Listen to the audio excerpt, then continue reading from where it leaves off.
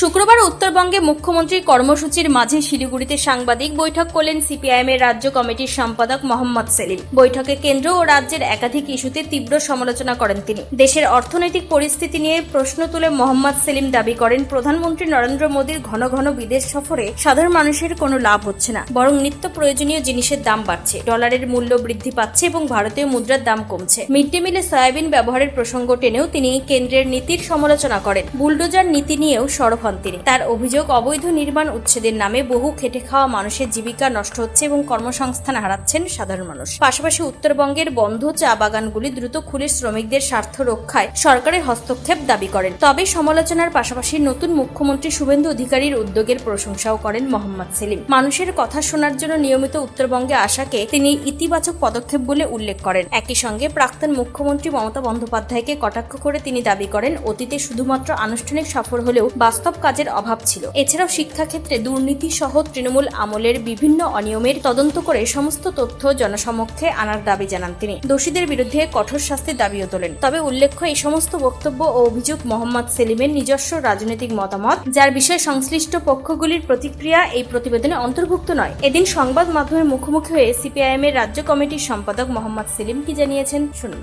রেলের জমি থেকে সব উচ্ছেদ তুলে দেবো। বেসিক কোয়েশ্চেন হচ্ছে, রেলের জমি কোত্থেকে হলো? কে বলছে রেলের জমি? কে ঠিক করেছে?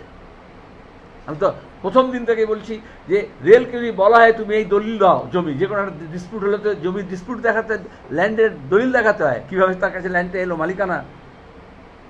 বুলডোজার এই জন্য ব্যবহার করছে কারণ আইনে লড়াই লড়তে চায় না, বলছে বেআইনি হকার উচ্ছেদ, অথচ করছে বেআইনিভাবে। কারণ একবার দখল ছেড়ে দিলে নিন্দে হয়ে যাবে। এটা কলোনিয়াল লিগাসি। ইন্ডিয়ান রেল তখন তৈরি হয়নি, ভারত তখন স্বাধীন হয়নি, রেলওয়ে অথরিটি তৈরি হয়নি, ল্যান্ড ইকুইজিশন অ্যাক্ট তৈরি হয়নি। ইংরেজ আমলে রেল যোগাযোগ করার জন্য, বনজ সম্পদ নিয়ে যাওয়ার জন্য, ওদের বাজারজাত জিনিসগুলোকে নিয়ে আসার জন্য আড়ং এবং আড়ত তৈরি করা হয়েছে, গুদাম তৈরি হয়েছে। আর পরিবহনের জন্য যখন রেল লাইন তৈরি করা হয়েছে, তখন কালেক্টর, ছোটো ছোটো rail company, British rail company, আলাদা আলাদা কোম্পানি ছিল, টুকরো টুকরো কোম্পানি, ব্রিটিশ কোম্পানি মালিক, পুলিশ, জমিদার আর তার লেঠেল বাহিনী, তারা তো এন্টায়ার সে জমি দখল করেছে।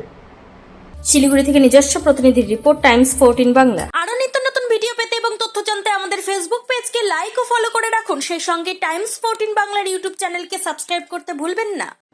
মুখের উজ্জ্বলতা হারিয়ে গেছে, স্পট পড়ে গেছে, ব্রণ ভর্তি, তাই আর দেরি না করে আজই আসুন রায়গঞ্জের চণ্ডীতলায় হেলথ প্লাস মাল্টি স্পেশালিটি ক্লিনিকে এবং এখানে পান অভিজ্ঞ ডাক্তার দ্বারা ফ্রি স্কিন টেস্ট। আরো বিস্তারিত জানতে যোগাযোগ করুন 9674895169 এই নম্বরে।